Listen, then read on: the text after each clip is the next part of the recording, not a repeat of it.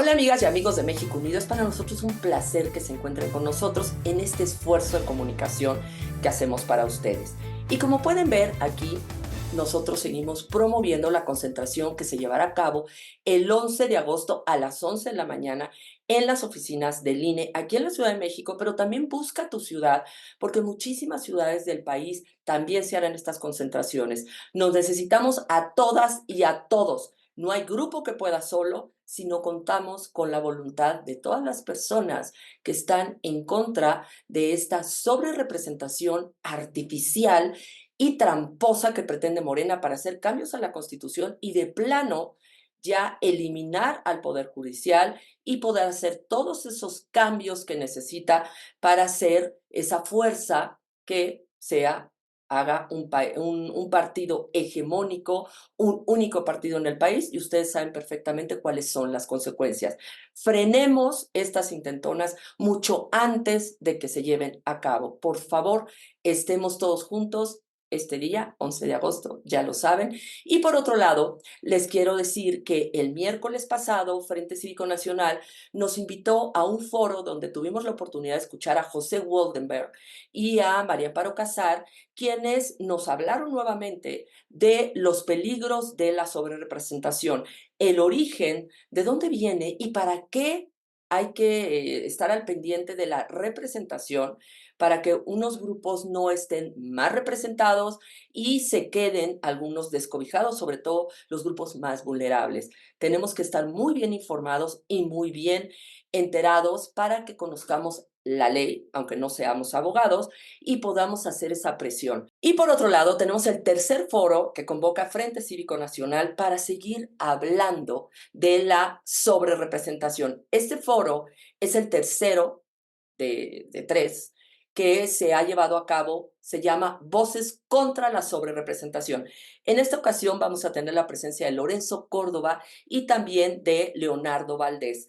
Va a ser en Ciudad de México. Nosotros vamos a transmitir en nuestras redes para que ustedes puedan seguir toda esta transmisión. Y en este caso va a ser en el Teatro María Teresa Montoya en Eje Central Lázaro Cárdenas.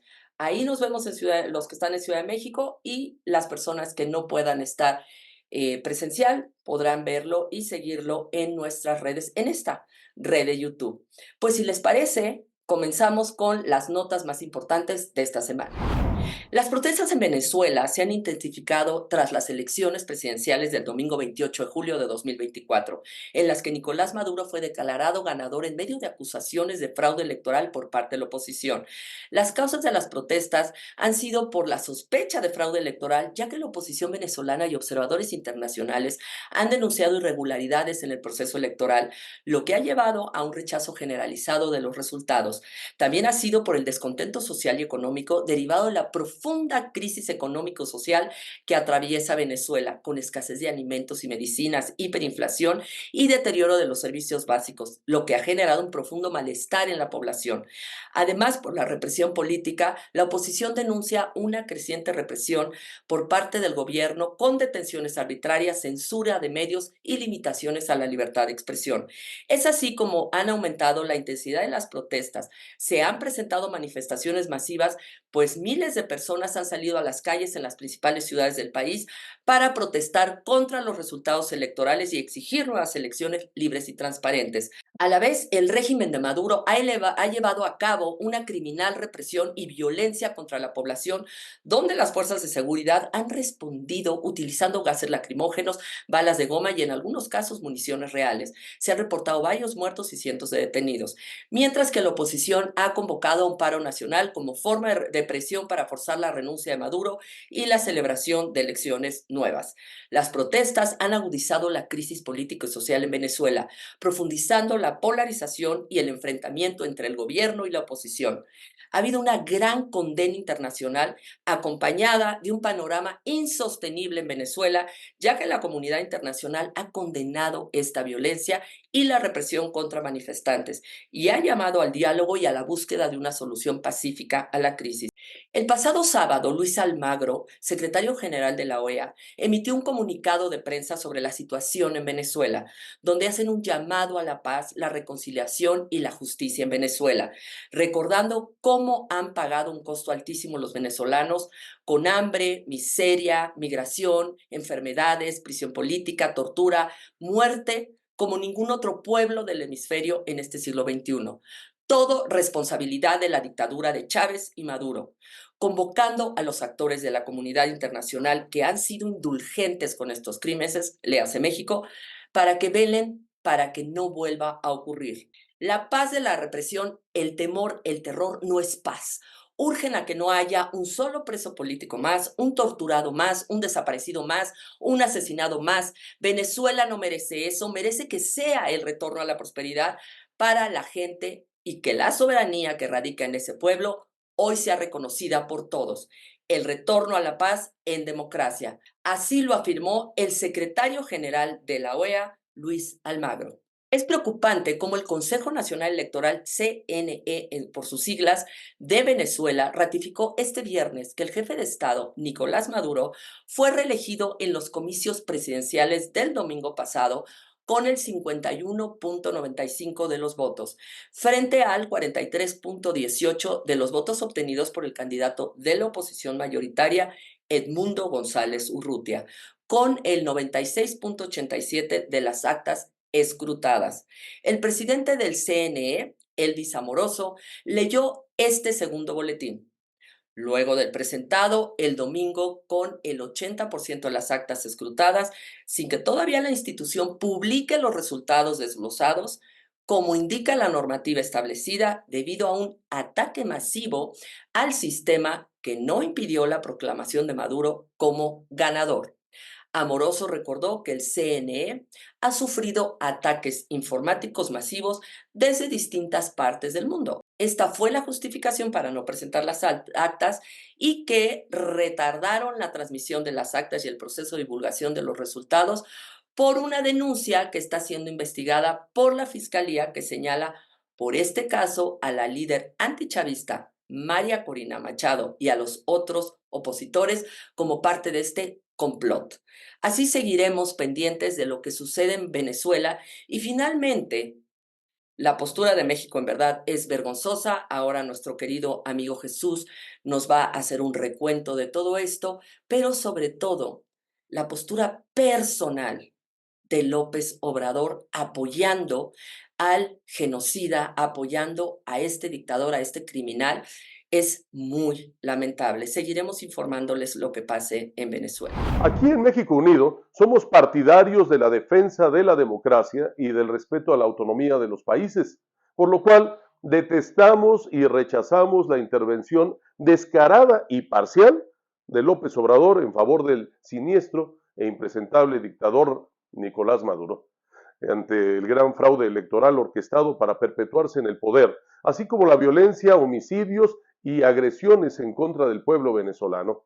En un comunicado de México Unido externamos nuestra solidaridad a las y los venezolanos que luchan por su libertad, mientras condenamos y rechazamos categórica y contundentemente las acciones y expresiones injerencistas e intervencionistas relacionadas con las votaciones en Venezuela emitidas por el presidente López Obrador desde su mañanera, donde aseguró que no hay pruebas de fraude electoral y que ha intentado además sabotear la presión de la Organización de Estados Americanos para pedir transparencia en los comicios.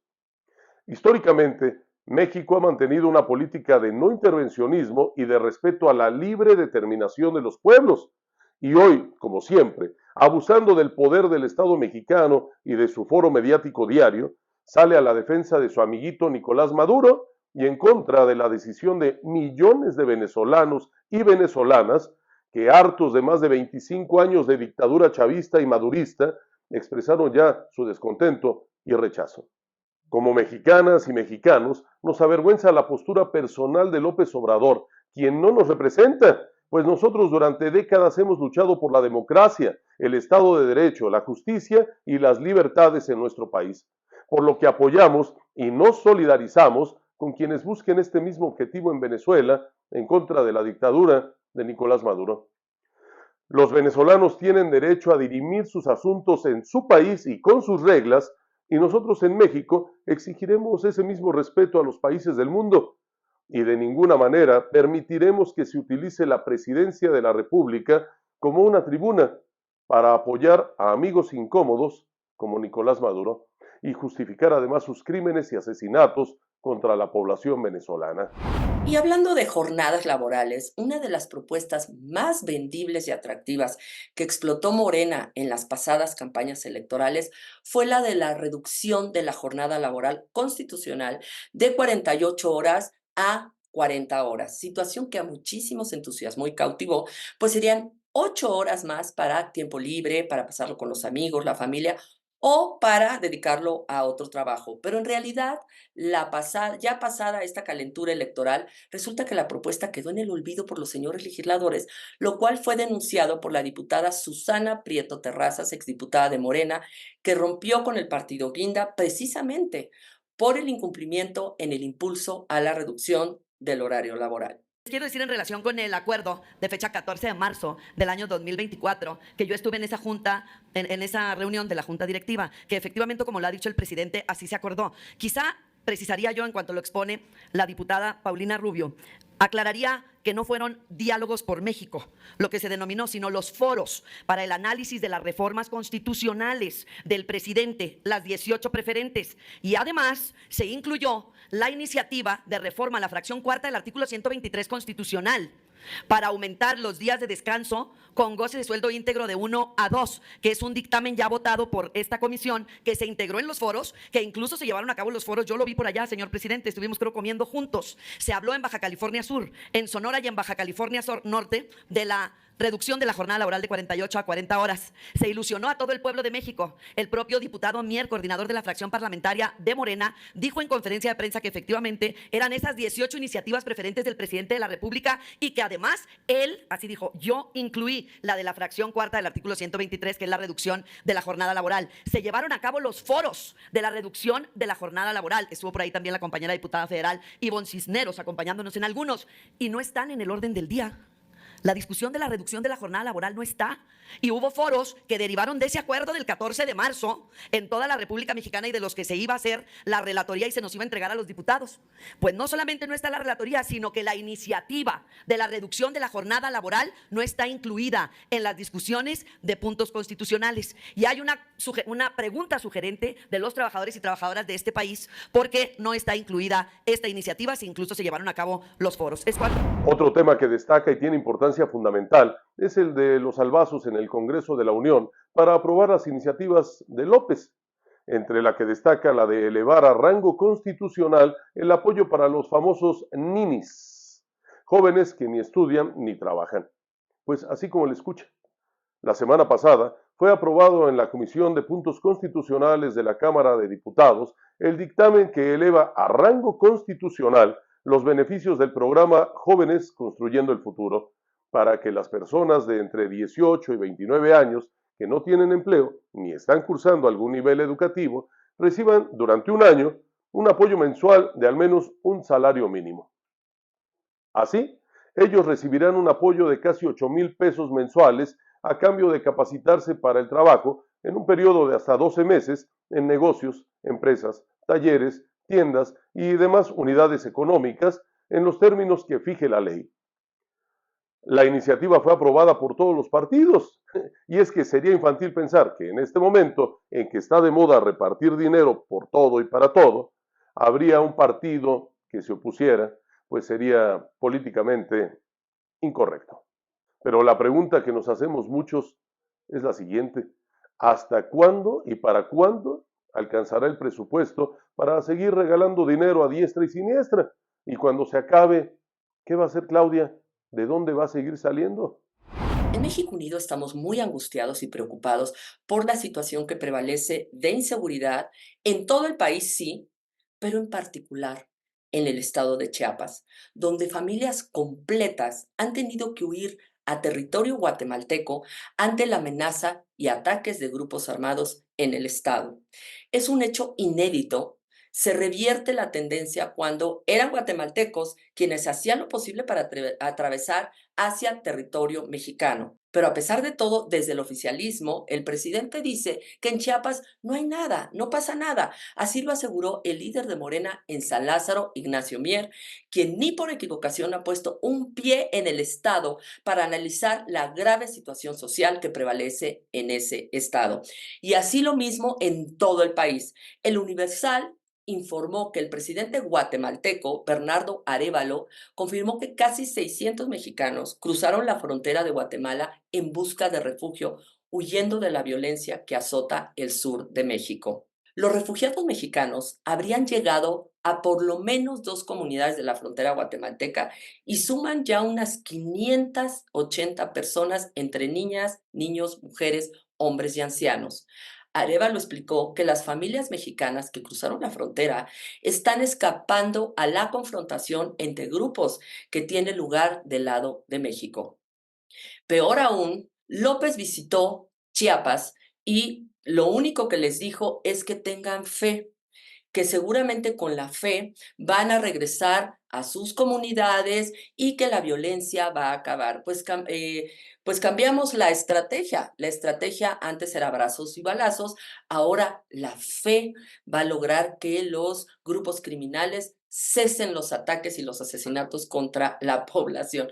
En verdad, a 2 meses de terminar su sexenio, este señor que se dice el presidente, simplemente nos ha dado a tole con el dedo en el tema de seguridad y pretende volver a presentar iniciativas de ley para seguir militarizando al país. Nos queda claro que la seguridad es lo que menos le importa. Y no solo eso, además asegura que México es el más seguro, mucho más seguro que Japón. Así, pues, como aseguró que íbamos a tener el mejor sistema de salud del mundo en México, como el de Dinamarca, pues igual lo mismo dice de México, que está muy seguro. Otro tema que no debemos dejar de lado es la falta de apoyo y la burla por parte de la titular del deporte en el país, la nefasta Ana Gabriela Guevara, que incluso, ¿se acuerda usted? Hace unos meses dijo que si la selección de nado quería recursos, pues que siguieran vendiendo calzones o Tupperware. Hay que decirle que son deudoras dentro de la CONADE de ejercicios 2016 y 2018 y deben 2.748.368 pesos que no han logrado comprobar. Quieren seguir vendiendo tazas de baño, pues que sigan vendiendo y son otras empresas que son Tupperware y Avon y todo lo que existe en el mercado de venta. Ese es el nivel de la encargada del deporte en México, quien, por cierto, no tiene recursos para apoyar a los deportistas, pero ¿qué tal sus viáticos para cenar sabroso, vinito, carnitas, en el Pied de Cochon, allá en París? Que a pesar de que salgan a defenderla diciendo que no es un restaurante caro, allá en París, este restaurante, su ticket promedio es de 1,000 pesos por persona. O sea, lo que recibe una persona adulta mayor, equivalente a unos 15 días de apoyo. Son bárbaros estos funcionarios que pregonan la pobreza franciscana. Pero bueno, mejor vayamos a las buenas noticias.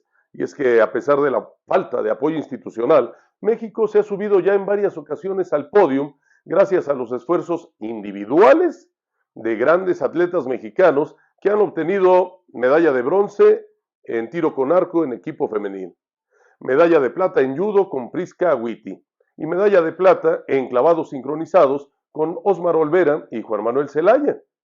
Por cierto, no olvidemos que precisamente Osmar había denunciado hace algunos meses la falta de apoyo y el abandono por parte de la CONADE de la inútil Ana Gabriela Guevara. De igual forma, el nadador mexicano Gabriel Castaño denunció la falta de apoyos tras participar en París 2024, al mencionar que es una pena que no se desarrolle el deporte por gente corrupta. Siento que ellos saben exactamente lo que han hecho y lo que falta en el deporte mexicano. El apoyo ha sido un poquito difícil. Por mi cuenta, mis papás me han ayudado mucho. Sin ellos no se podría haber logrado ese sueño. Y espero que se den cuenta que si quieren desarrollar el deporte como ellos fueron parte del deporte hace años, siento que, pues sí, quiero decir cosas que la verdad no creo que me iría bien, pero siento que ellos saben exactamente lo que han hecho y lo que tienen que hacer para mejorar esa situación. Pues sí, sí, sin el apoyo económico ha sido muy difícil, pero gracias a Dios mis papás han podido ser parte de eso. Quiero representar a México con todo el orgullo y sí lo hago. Felicidades para ellos, para quienes lograron llegar a las Olimpiadas con esa falta de apoyo tan reprobable y que nos demuestra que cuando se quiere, se puede, a pesar de López y de Ana Gabriela. Y sin que se haya hecho gran cobertura en los medios, no podemos dejar de señalar el asesinato de un niño de 12 años durante un ataque a balazos del crimen organizado en una playa de Cancún. Ya no hay un solo lugar seguro en México donde no se corre el riesgo de perder la vida. Un niño de 12 años se ha sumado a la lista de víctimas de la violencia que desangra a México. Las autoridades del estado de Quintana Roo, el sureste del país, han informado de que la tarde del domingo el menor murió a causa de las heridas generadas por un ataque armado perpetrado por integrantes del crimen organizado en una disputa por venta de drogas. Este niño pasaba la tarde con su familia en una playa de Cancún, el bastión turístico de la región, cuando unos hombres armados que se trasladaban en moto acuática le dispararon a mansalva. Ya no es, como dice López Obrador, que son rencillas entre grupos. Entre esas rencillas hay familias, hay niños, hay mujeres, hay hombres, hay ancianos que están muriendo y que conforman parte de una estadística dolorosa, lamentable, de la cual, desgraciadamente, podemos nada más escuchar que sigue en aumento sin que se haga absolutamente nada.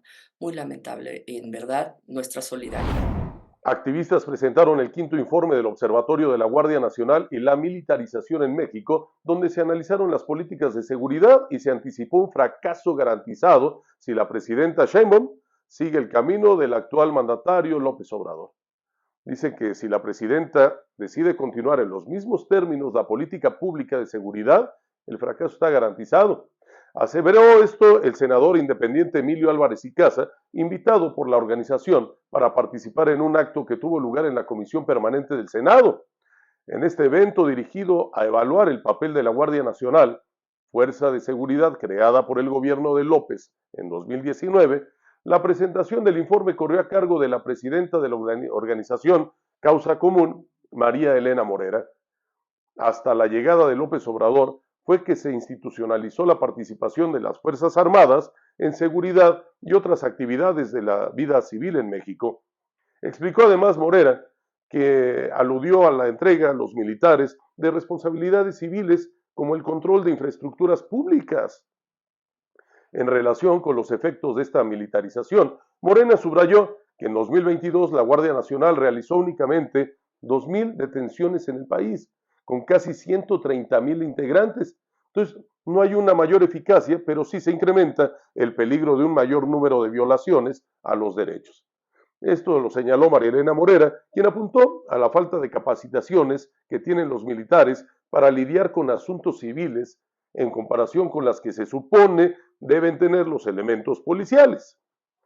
Por su parte, Emilio Álvarez y Casa criticó el poco control ciudadano y judicial que existe sobre la Guardia Nacional, algo que en su opinión puede provocar opacidad y corrupción. La relatora especial de la ONU para la Independencia de Jueces y Abogados, Margaret Satterthwaite, señaló este jueves su preocupación por la reforma judicial del presidente de México, Andrés Manuel López Obrador, porque ella dice que podría socavar la independencia de la judicatura. Así lo dijo. Considero que podría socavar la independencia de la judicatura mexicana, en particular de las Cortes Federales de los Estados Unidos mexicanos, en caso de ser promulgadas sin modificaciones sustanciales. Así lo aseguró Satterthwaite sobre las iniciativas constitucionales presentadas por el mandatario el 5 de febrero. La relatora expresó sus dudas ante la propuesta para la elección popular de todos los jueces y la eliminación del Consejo de la Judicatura Federal, sin contar con procedimientos para regular las actuaciones durante la campaña. Satterthwaite considera que las iniciativas impactarían directamente en el funcionamiento de la judicatura al someter el mecanismo de selección de jueces a un procedimiento en el que las consideraciones políticas podrían fácilmente superponerse a los méritos objetivos de un candidato. Por su parte, fiel a su estado, López Obrador descarta responder a estas preocupaciones de la ONU sobre la reforma judicial, pues ha demostrado de forma soberbia que no le importa ninguna de las advertencias. Él va por destruir al Poder Judicial, sabe perfectamente que no es para reformar al Poder Judicial, es para reducirlo o para eliminarlo, para poder controlarlo y que solamente haya un poder. Se acabó el poder ejecutivo, el legislativo, el judicial. El poder legislativo ha sido sometido al ejecutivo y ahora va por el judicial. La República Mexicana está en riesgo.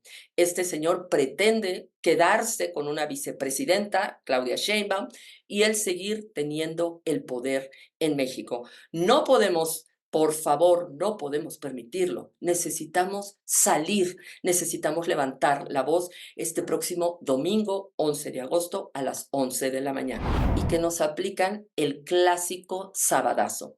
El Tribunal Electoral de la Ciudad de México confirma el acuerdo que da la sobrerepresentación a Morena en el Congreso de la Ciudad de México. Vean cómo Armando Ambriz, el magistrado presidente, usó su voto de calidad para mayoritear y confirmar este acuerdo. Igual como lo hizo el Instituto Electoral de la Ciudad de México en la noche del sábado y en este fin de semana, que creen que la ciudadanía no está al pendiente, pues nos dejan, desgraciadamente, un precedente de lo que podría pasar a nivel nacional, lo que pretenden darle la mayoría artificial y totalmente tramposa a Morena.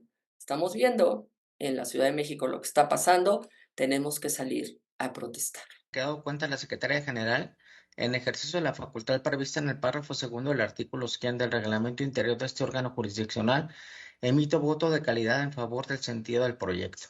Por lo tanto, se resuelve, se acumulan los juicios de la ciudadanía 123, 124, 125, 126, 127, 128, 129, 130, 131, 132, 133, 134 y 135, así como los juicios electorales 274, 275, 276 y 277 al diverso juicio electoral 273.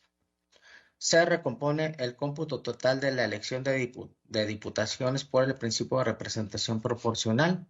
Se confirma la asignación y la entrega de constancias respectivas realizadas por el Consejo General en el acto impugnado. Se ordena a la Secretaría General de este tribunal notificar por oficio al Congreso de la Ciudad de México. Ahora le solicito a la Secretaría General de cuenta con el proyecto de resolución del juicio de la ciudadanía 116 de este año que someto a consideración del Pleno. Con su autorización, doy cuenta con el proyecto de sentencia del juicio de la ciudadanía 116 de este año, promovido por un ciudadano en contra del acuerdo 124 de 2024, mediante el cual el Consejo General del Instituto Electoral de la Ciudad de México realizó la asignación de diputaciones por el principio de representación proporcional a integrar el Congreso de la Ciudad de México. En el caso, la magistratura instructora advierte que se actualiza la causal de improcedencia relativa a que la parte actora agotó previamente su derecho de impugnar el acto materia de juicio, por lo que su derecho de acción precluyó. Lo anterior, toda vez que la parte actora presentó dos escritos de demanda idénticos, lo que dio lugar a la integración de dos medios de impugnación ante este órgano jurisdiccional, de manera que a ningún efecto práctico lleva. Pues bien, hemos llegado al final, no sin antes recordarles que estaremos aquí con ustedes nuevamente martes y jueves. Este martes va a estar muy interesante porque estará con nosotros Alfredo Figueroa. ¿Quién es él? Él es colaborador de Aristegui con todos estos temas electorales porque es ex consejero del IFE, fue parte de los fundadores. Es por eso que es importantísimo que podamos seguir escuchando de qué se trata. Y créanme, es muy fácil entenderlo porque no utilizan términos técnicos. Es por eso que es necesario que nosotros sepamos absolutamente de qué se trata esto para que entendamos el peligro gravísimo que está corriendo México y además la necesidad de México, de su ciudadanía.